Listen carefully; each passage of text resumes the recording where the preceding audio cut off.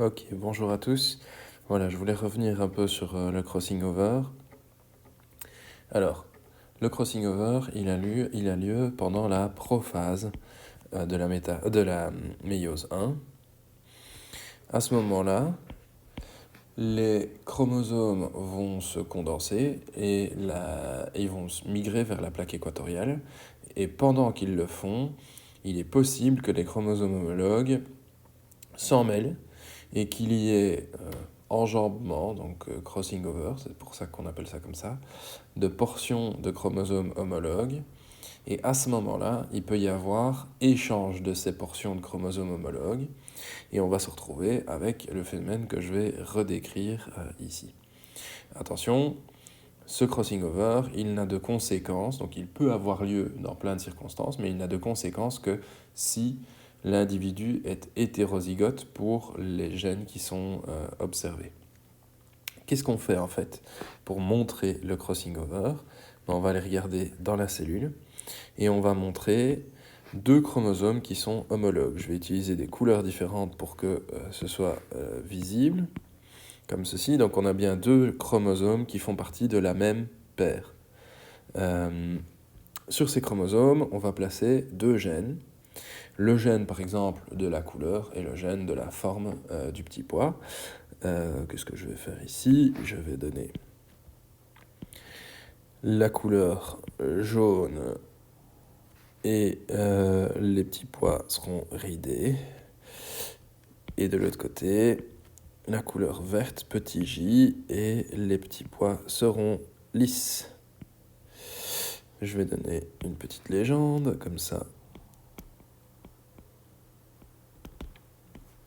Vous aurez toutes les infos, la couleur et la forme. Grand J, ce sera jaune. Petit j, ce sera vert. La forme grand R, ce sera ridé. Et petit r, ce sera lisse. Alors, qu'est-ce qui peut se passer au cours de cette prophase de la méiose 1? Eh bien, dans la cellule, on peut voir un enjambement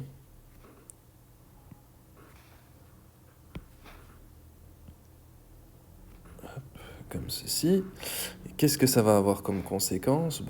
Le petit j et le grand j, eux, pour eux, rien d'important ne se passe. Par contre, le grand R et le petit r,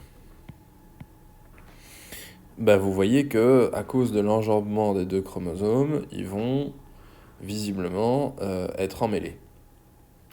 Qu'est-ce que ça va donner, ça? Eh bien, au terme de cet enjambement, la cellule va contenir à ce moment-là un chromosome bleu qui aura une portion du chromosome rouge et un chromosome rouge qui aura une portion du chromosome bleu. Comme ceci. Le gène de la couleur, lui n'a pas subi le crossing over. Par contre, le gène de la forme, lui, il aura été échangé à cause du crossing over, et ça donne ceci. D'accord? Donc le crossing over, c'est un phénomène qui peut avoir lieu au cours de la prophase 1 de la méiose, prophase de la méiose 1, on peut dire les deux,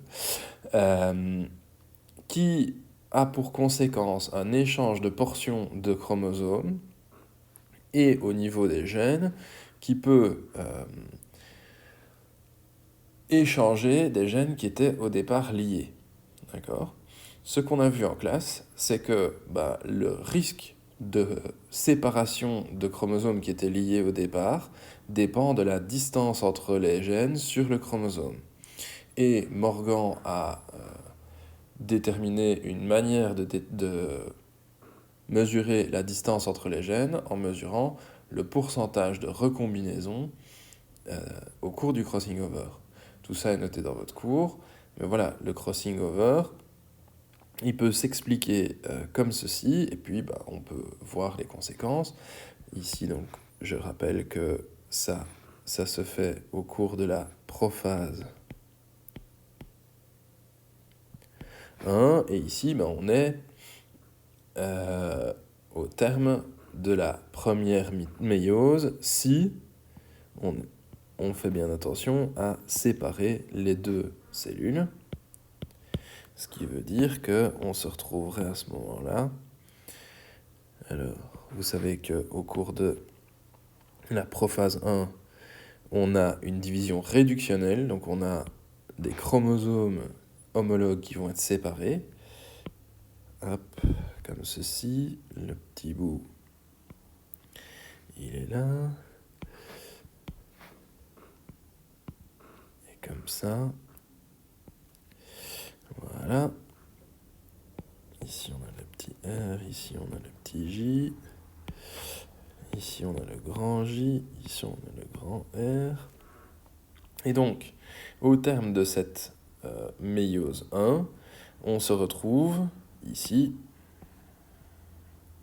avec deux cellules contenant chacune des chromosomes, seul chaque chromosome portant deux chromatides.